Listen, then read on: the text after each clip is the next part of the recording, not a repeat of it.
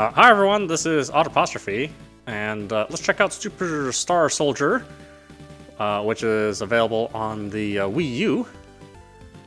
The Wii U is still releasing games on their eShop, although I can't imagine there's many sales anymore. But let's check out what they do have. Thankfully, Hudson has been releasing their back catalog on the Virtual Console, since the Virtual Console isn't officially started on the Switch. You know, we've seen Hamster release Neo Geo games, but we haven't seen any releases of any emulated games outside of that. And you know, that's a completely separate series in the Virtual Console traditionally. So we'll see what happens over this over the fall when they finally decide to release Virtual Console titles. In the meantime, we still have Wii U releases, so yeah, let's check it out.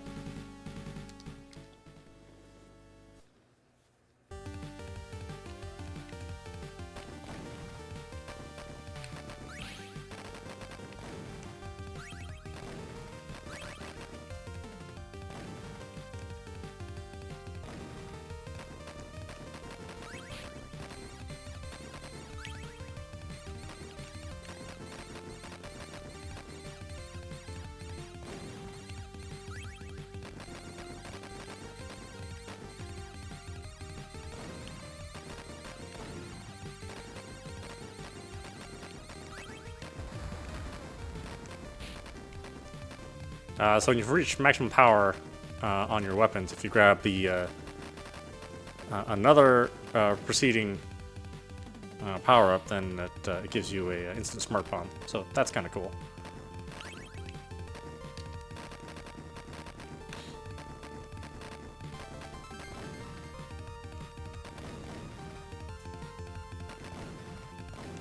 I don't prefer to grab the options power-up.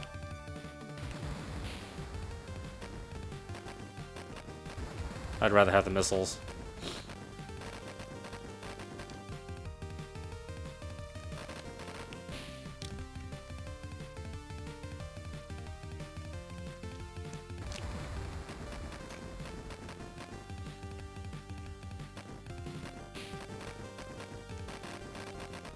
I think, unfortunately, the this game followed Blazing Lasers, which is a game I don't think compiled topped until they released Super List, which was known as Space Megaforce in the States. But it's still a really good game. It's just not quite as good as Blazing Lasers, which compile worked on previously. Ah, crap. I forgot about that.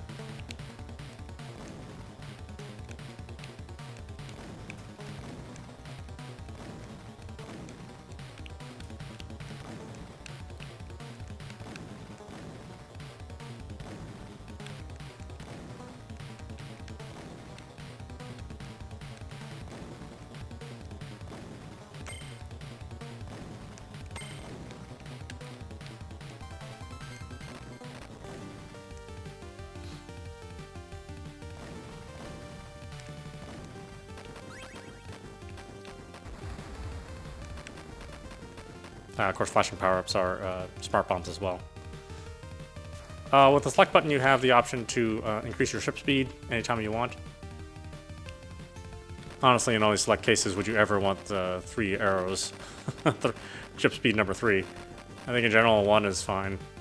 And then in some select situations you want to be a little faster with 2. But not too many. 2 is a pretty fast ship, honestly.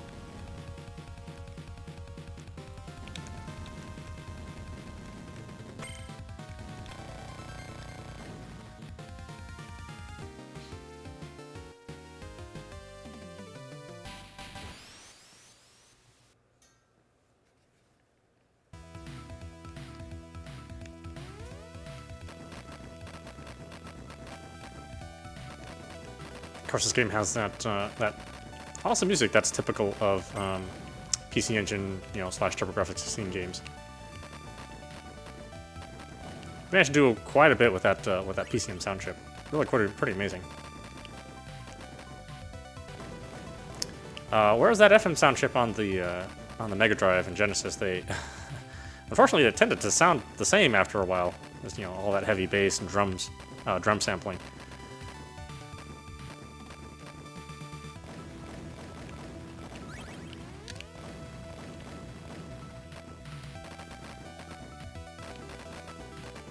There are probably a lot of people that disagree with me on that statement, but I don't know. After a while, so many I get real tired of Genesis games, the way they sound. Whereas there always seemed a lot more variety in the way the PC Engine sounded.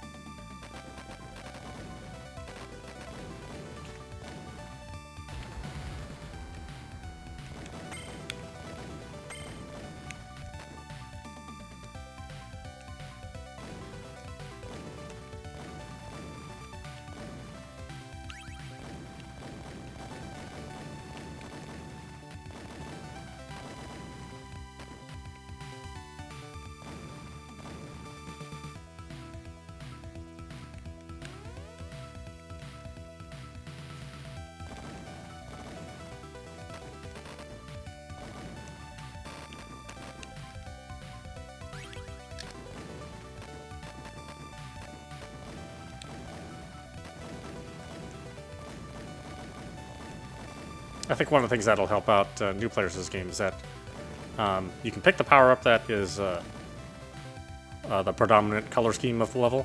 So if you see a lot of blue, pick the blue power-up. If you see a lot of green, pick the green power-up.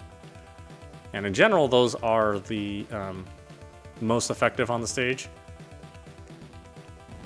In this case, I really like the green power-up personally, even though it's not actually made for this stage. I mean, I'd pick the blue one, which is the multi-shot, if I was following the designer's philosophy. I think overall the green is like the most effective general power-up. You can get by with it almost in almost every stage. But you can see how the blue power-up would be better, because I'd just be able to hit that thing from anywhere. At least fully powered up.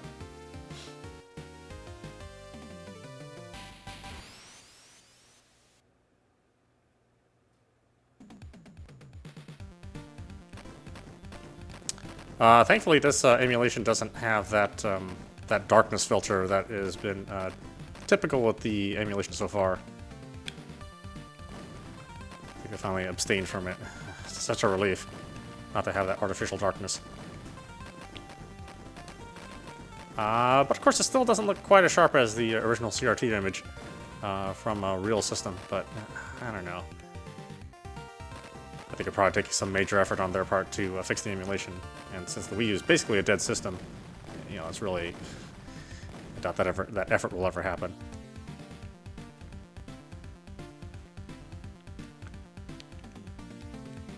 Of course, for those of you who are colorblind like me, this game can be a little difficult because at least in the yellow-green colorblindness, the yellow and the green are really close.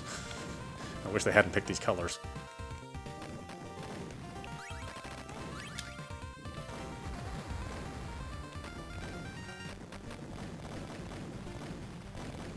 Well, back in these days, you know, nobody cared. Well, I guess people still don't care about color blindness, honestly. They care a little bit more. Not quite that much. At least we're starting to see some puzzle games that are heavily colorblind, have a colorblind mode, but for me, since my colorblindness is a little bit more rare with the yellow-green, sometimes the choices, the alternate choices they pick are actually worse than just dealing with the colorblindness. Because they're totally the wrong colors for me, so I still can't see what's going on.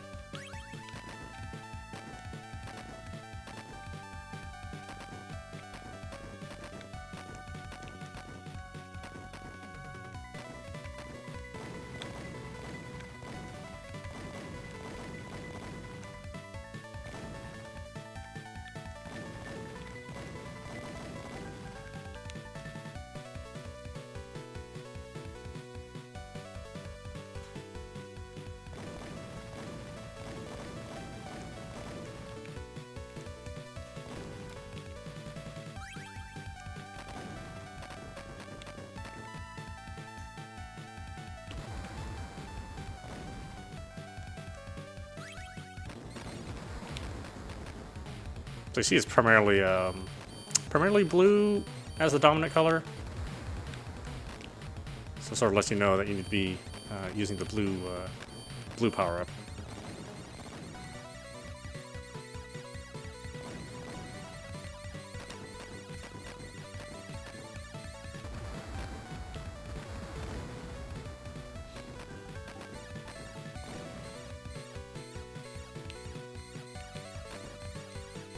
Now, even though it's the weakest of the power-ups available, it seems like it's the most effective here. And that's by design. It's actually pretty clever. It's not something I would normally even pay attention to, but I think I read it in a magazine some years ago. And it turned out to be the effective strategy.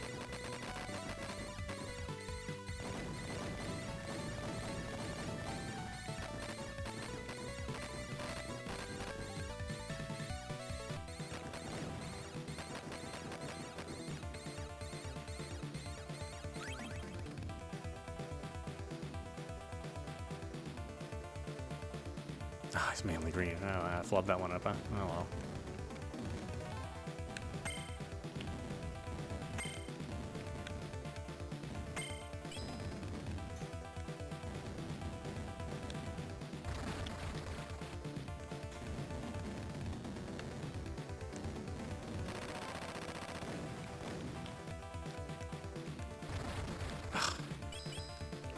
Totally screwed this one up.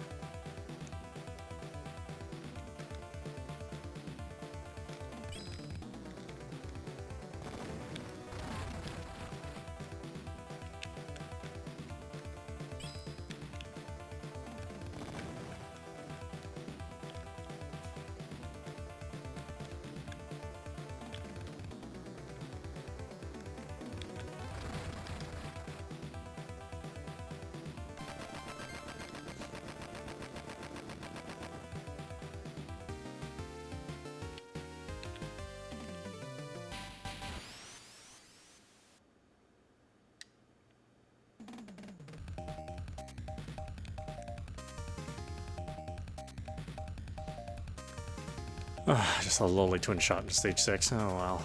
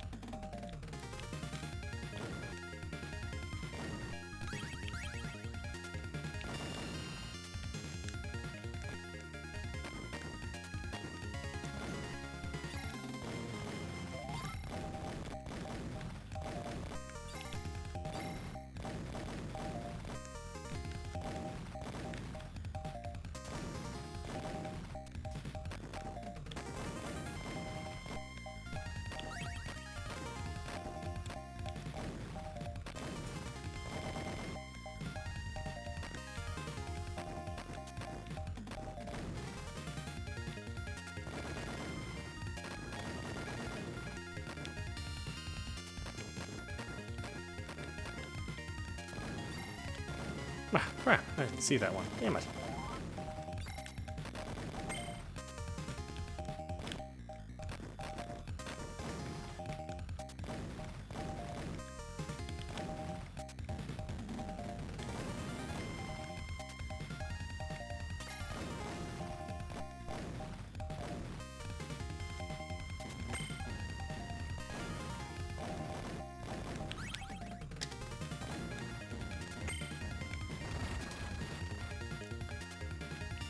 Damn it.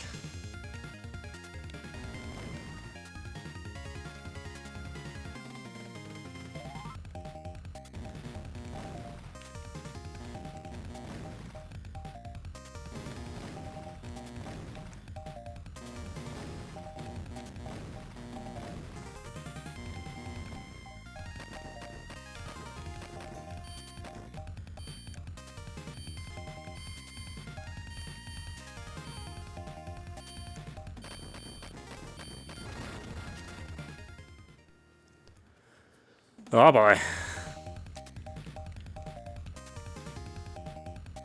Once you finally get to the point where you don't have instant respawns and you respawn to checkpoints, you know you're in trouble.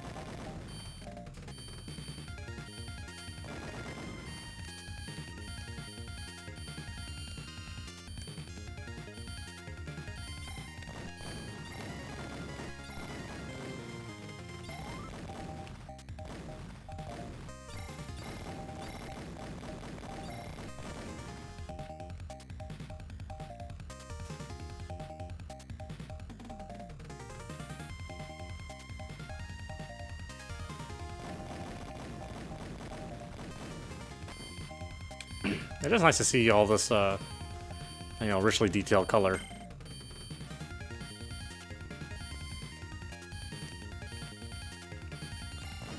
I actually run my, my original Wii and my Wii-U through HDMI. On the Wii side, I have a HDMI to digital converter from a third party. And of course the Wii U was native HDMI. It makes a big difference going from those lousy composite cables, or even RF from the original TurboGrafx 16 to HDMI. That alone makes the emulation kind of worth it.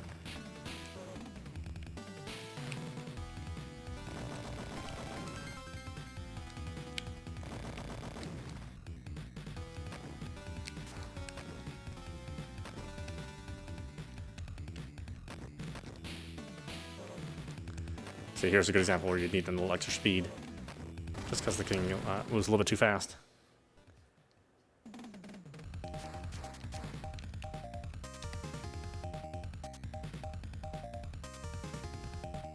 Let's see how far back it puts me. Do I have a chance to collect power-ups? That's the important thing. Oh, all the way to the beginning. Okay, well, guess it's not necessarily bad in this case. Without going all the way to the beginning, you'll never get the power-ups.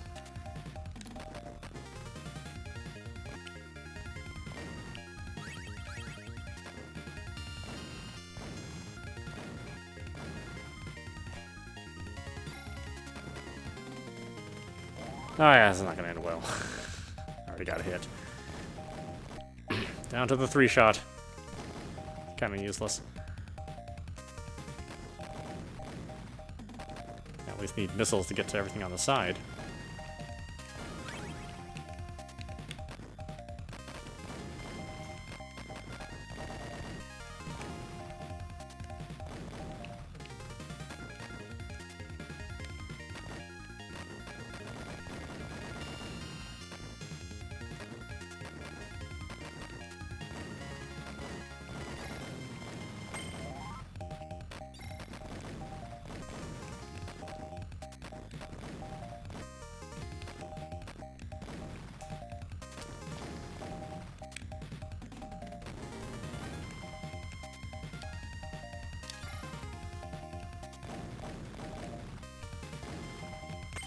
Ah, son of a bitch.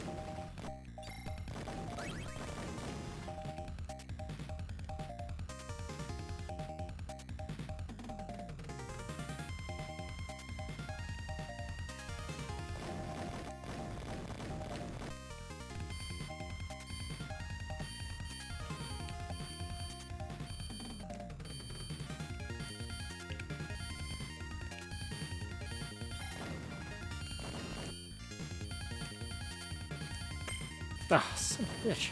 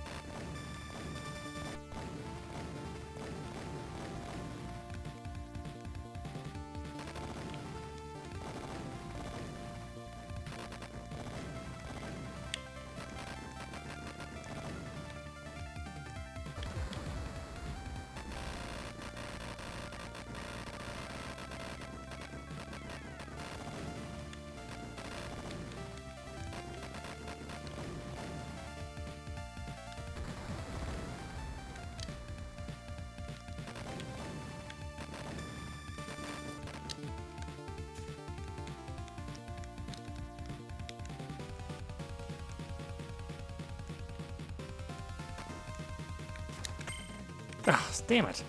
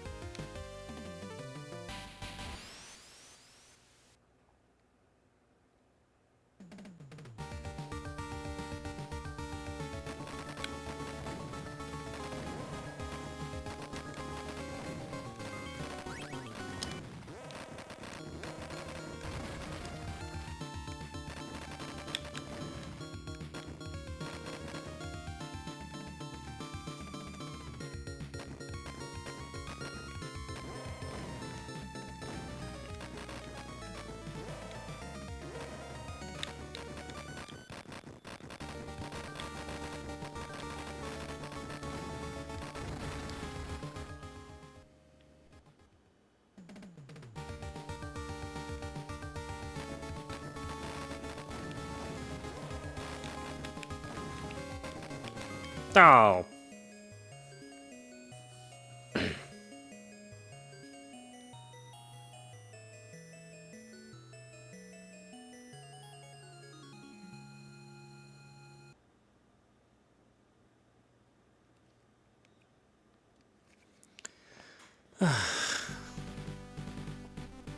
You know, I could have swore there was a options menu for Superstar Soldier. I just cannot remember. It's been obviously a number of years since I've ever played this game.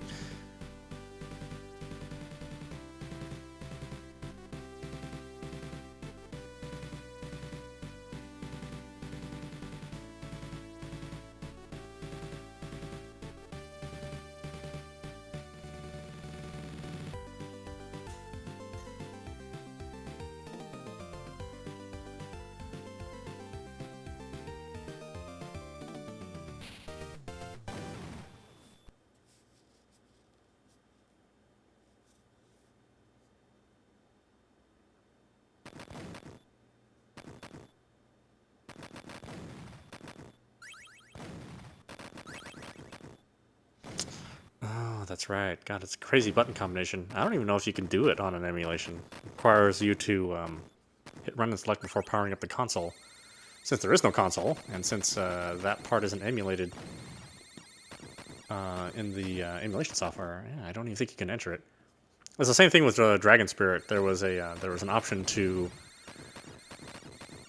kind of squeeze the screen a little bit to give you more vertical resolution, but you know, it required you to hit the reset button or give a soft reset a couple times. But in the emulation, it doesn't detect a soft reset and your continuous power on, so you can never ever get to the cheat menu in that one. Although again, it wasn't really a cheat menu, but oh well. Anyway, this is audap. You've been watching Superstar Soldier. This is on the Wii U Virtual Console. We have no word on when they're going to start releasing games of the Virtual Console on the Switch. So we're still playing things on the Wii U as they release them, which I suppose is commendable for anybody who still has a system. Hopefully they'll make those announcements soon for the Switch. Mainly it's always licensing agreements between companies and whether or not they'll allow it on new hardware.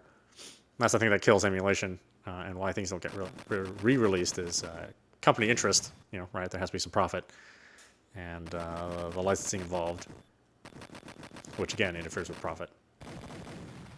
Anyway, I hope you enjoyed watching. I will see you at the next stream.